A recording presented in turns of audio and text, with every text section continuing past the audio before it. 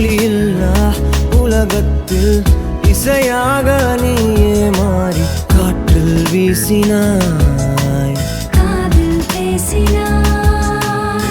மொழியில்லா மௌனத்தில் விழியாலே வார்த்தை கோர்த்து கண்ணால் பேசினாய், கண்ணால் பேசினாய்.